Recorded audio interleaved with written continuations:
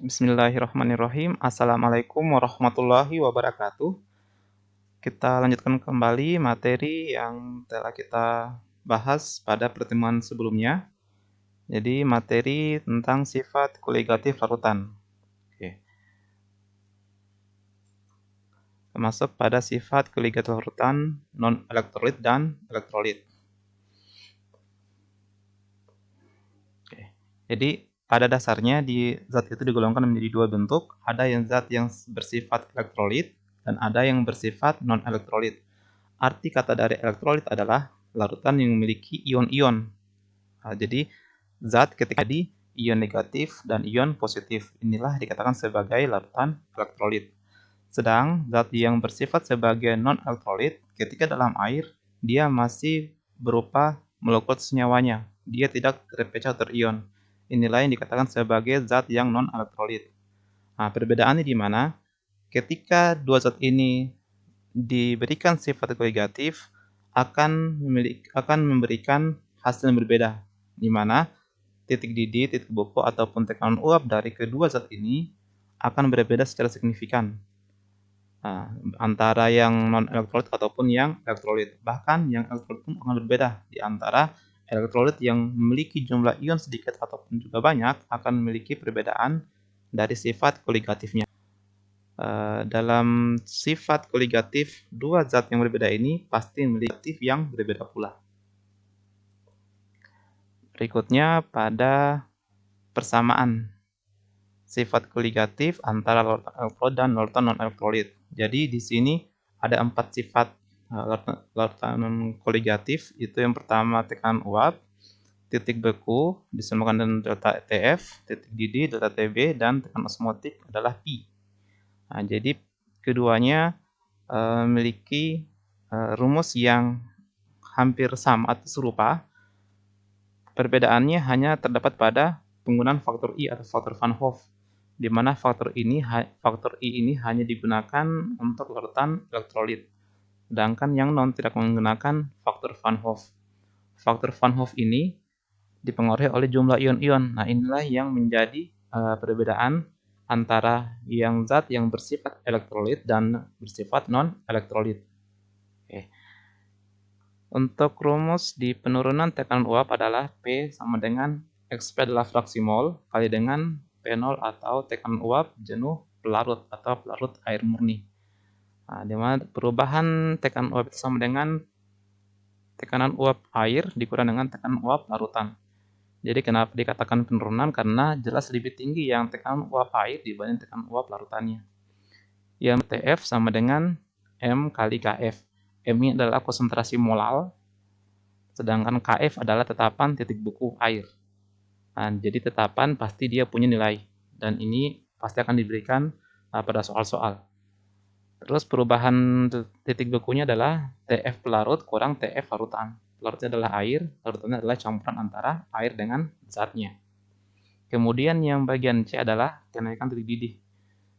Delta Tb sama dengan molal kali Kb, atau konsentrasi molal kali dengan tetapan titik didih air. Ini pun juga ada nilainya. Nah, yang terakhir adalah tekanan osmotik disebutkan dengan huruf Pi. Pi sama dengan M kali R kali T.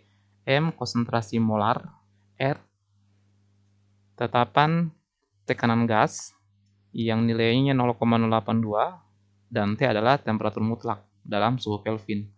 Jadi inilah untuk persamaan yang dipakai dalam larutan elektrolit. Sedang pada larutan elektrolit, persamaan atau rumus yang digunakan hampir sama, hanya tinggal dikali dengan faktor I atau faktor Van Hoff. Sebagai contoh, misalkan pada tekanan uap, jadi delta P sama dengan P0 kali, ini adalah fraksi mol. Nah, hanya saja pada mol terlarut karena dia bersifat elektrolit, maka harus dikali dengan faktor I. Nah, begitupun juga pada titik beku M kali KF kali I, jadi ditambah dengan faktor I di belakang. Titik didih pun juga sama, molal kali Kb kali I. Tekanan osmotik M kali R kali T kali I. Nah, nilai I adalah 1 ditambah N kurang 1 kali alfa. N itu adalah nilai atau jumlah ion yang terdapat dalam suatu elektrolit. Ini nilainya juga sudah akan diberikan pada soal, baik berupa persentase atau dalam bentuk bilangan desimal. Jadi inilah berapa rumus atau persamaan yang akan digunakan dalam menentukan atau menghitung bagaimana sifat koligatif dari suatu larutan, baik dari tekanan uapnya, titik bekunya, titik didihnya, ataupun tekanan osmotiknya. Ini agak kabur ya, dia punya contoh soal. Lanjut. Kemudian di penerapan sifat koligatif larutan dalam kehidupan sehari-hari.